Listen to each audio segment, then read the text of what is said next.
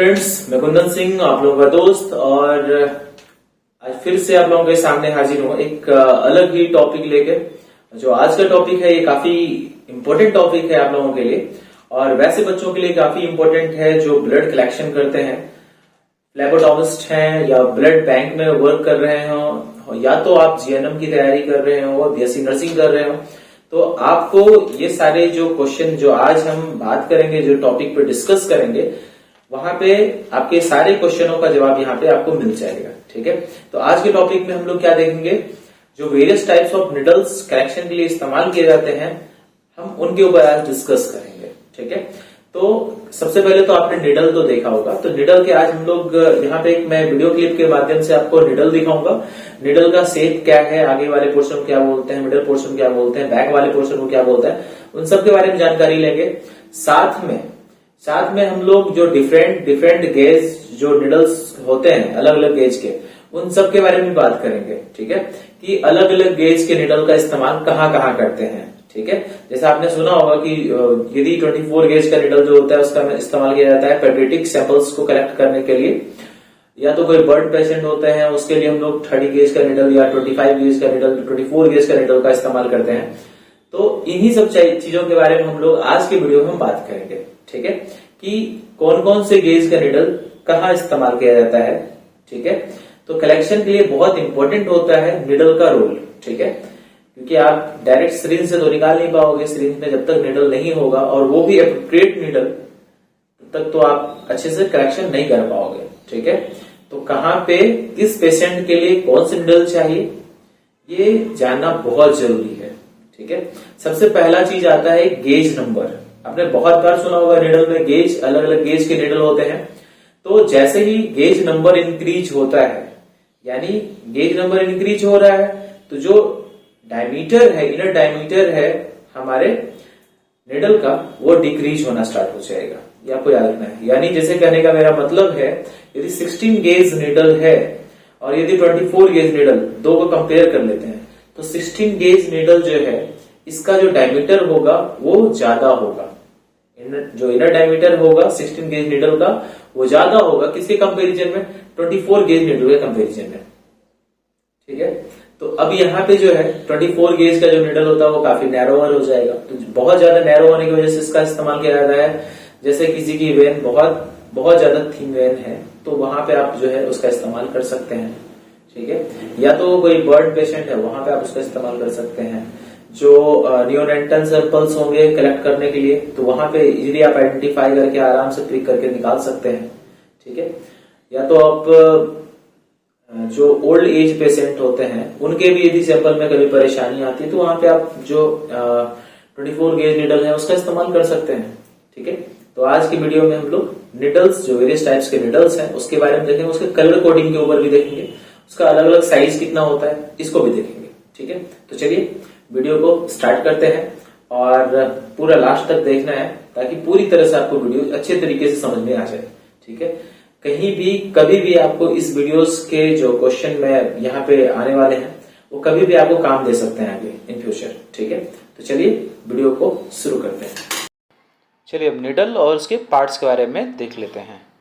तो सबसे पहला जो हमारा पार्ट है वो हैब है, second part shaft, third part is bevel and the last part is lumen. अब यदि हम बात कर लेते हैं हब के बारे में, तो हब एक वैसा डेड पार्ट है पूरे निडल का जो कि कनेक्ट होता है कहाँ से, तो सिरिंज के जो टिप वाले पोर्शन होता है उससे कनेक्ट होता है। ठीक है, और हब एक वैसा पार्ट है जहाँ पे आप जब वेन में इंसर्ट करते हैं निडल को, तो वहाँ पे वेन एप्रोप्रिएट वेन में इंसर्ट हुआ है तो वो इंडिकेट भी करेगा, उसके अंदर कुछ ना कुछ फ्लूइड आ जाएगा। ठीक है, ब्लड आपके उसके अंदर आ जाएंगे, तो आपको पता चल जाएगा कि ये जो है हमने एप्रोप्रिएट जो वेन है उसमें हमने इंसर्शन किया है निडल का। उसके बाद यदि हम बात कर लेते हैं शाफ्ट के बारे में, तो एक लॉन्ग सिलेंड्रिकल पार्ट स्टेम है निडल का।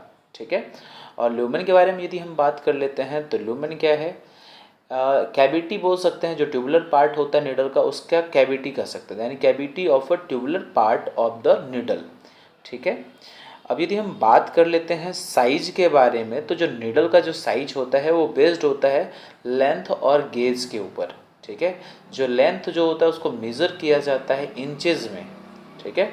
और ये कहाँ से कहाँ तक का लेंथ होता है, तो जो मीटिंग पॉइंट होता है हब का और शाफ्ट का जो टॉप टिप वाला पोर्शन होता है, वहाँ तक का जो लेंथ होता है उसको हम लोग मेज़र करते हैं, ठीक है। तो चलिए अब बारी बारी से सारे निडल को देख लेते हैं, उसके यूज़ को देख लेते हैं। चलिए अब स्टार्ट करते हैं 16 गेज निडल से। तो 16 गेज निडल जो होता है, इसका जो साइज जो होता है वो साइज के अकॉर्डिंग ये मोस्टली आईसीयू में और सर्जरी एरिया में इसका इस्तेमाल किया जाता है।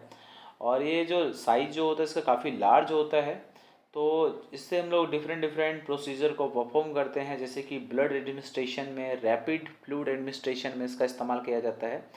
और यदि हम बात कर लेते हैं इसके जनरली कलर के बारे में, तो जो 16 गेज के जो निडल होते हैं वो जनरली उसका जो हब होता है वो ग्रे कलर का होता है, ठीक है।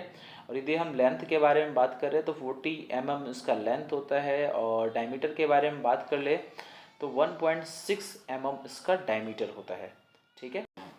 चलिए अब हम लोग 18 गेज निडल के बारे में देख लेते हैं। तो जो 18 गेज निडल होता है ये भी काफ़ी लार्ज होता है, और इसका इस्तेमाल जो होता है वो ब्लड डोनेशन के लिए भी किया जाता है। जो ब्लड ट्रांसफ्यूज़न किया जाता है तो वहाँ पे इसका बहुत ज़्यादा प्राय इसका इस्तेमाल किया जाता है।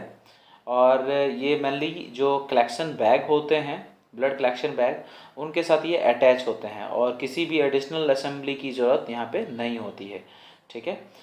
इसमें इसका इस्तेमाल इसलिए किया जाता है ब्लड ट्रांसफ्यूज़न के लिए क्योंकि यहाँ पे जो फ्लो रेट जो होगा वो काफ़ी फास्टर होगा, ठीक है। क्योंकि ब्लड ट्रांसफ्यूजन के लिए क्या होता है, फास्टर ब्लड फ्लो रेट चाहिए होता है, तो ये प्रोवाइड करता है 18 गेज नीडल, ठीक है। उस कारण से इसका इस्तेमाल जो ब्लड ट्रांसफ्यूजन होता है वहाँ पे किया जाता है। मेनली इसका यदि हम लेंथ के बारे में बात करें तो 38 mm इसका लेंथ होता है।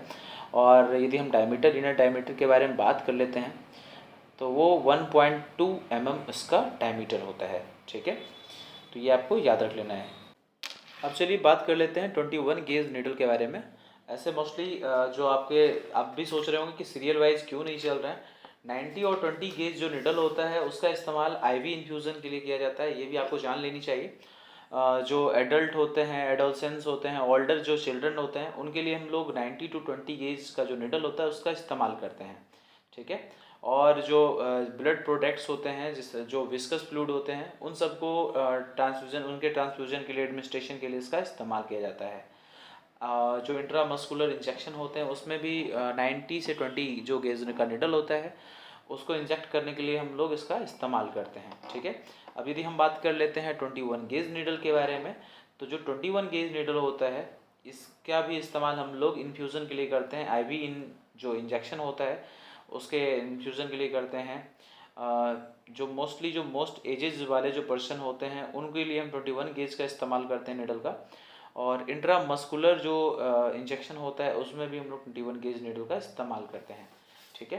तो 21 गेज जो निडल होता है उसका इस्तेमाल जो रूटीन ब्लड ड्रॉज किया जाता है उसमें भी इसका इस्तेमाल किया जाता है। ये आपको 22 गेज निडल का इस्तेमाल उसी तरह से होता है जैसे हम लोग 21 गेज निडल का इस्तेमाल करते हैं। और ये जो होता है वैसे पेशेंट जो जिनका वेन काफ़ी छोटा वेन होता है तो उनको इनकाउंटर करने के लिए जो फिलेम्बोटोमिस्ट होते हैं वो 22 गेज का भी इस्तेमाल करते हैं। सो ओल्डर चिल्ड्रन या अडल्ट पेशेंट जो होते हैं उनके ब्लड कलेक्शन के लिए हम लोग 22 गेज नीडल का इस्तेमाल करते हैं, ठीक है।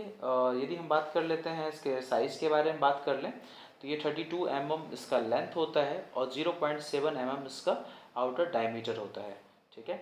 उसी तरह 23 गेज। अब यदि हम 23 गेज निडल के बारे में बात करें तो 23 गेज निडल को हम लोग बटरफ्लाइज भी कहते हैं। और ये वैसे पर्सन के लिए होता है जिनके जो वेन होते हैं वो काफ़ी नैरोअर होते हैं एवरेज से, और इसका जो कलर कोड है वो है लाइट ब्लू।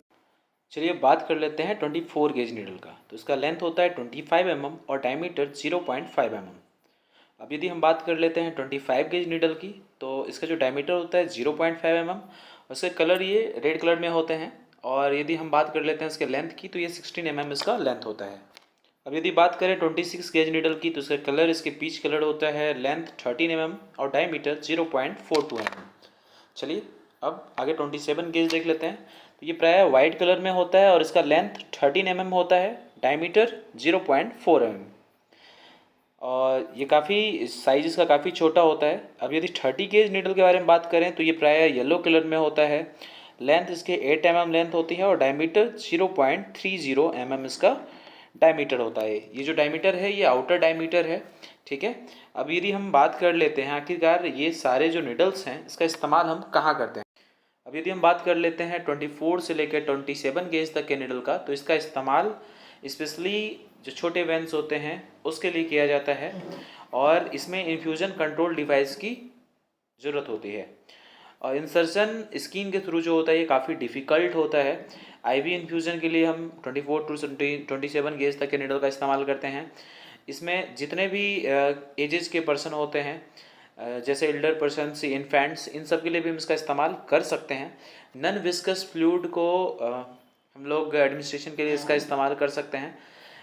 काफ़ी ये slow to moderate infusion rate होता है इसका, ठीक है। और सबक्यूटेनियस इंजेक्शन के लिए इसका इस्तेमाल कर सकते हैं। इंट्राडर्मल इंजेक्शन के रूप में 25 टू 26 गेज तक का नीडल का इस्तेमाल हम लोग करते हैं, ठीक है। तो एससी और आईडी इसके लिए हम इसका इस्तेमाल करते हैं, ठीक है। तो चलिए आज के लिए बस इतना ही। नेक्स्ट वीडियो में जो नीडल्स से रिलेटेड एमसीक्यू होंगे उनको हम लोग देख लेंगे, ठीक है। चलिए मिलते हैं फिर नेक्स्ट वीडियो में, तब तक के लिए बाय बाय, टेक केयर।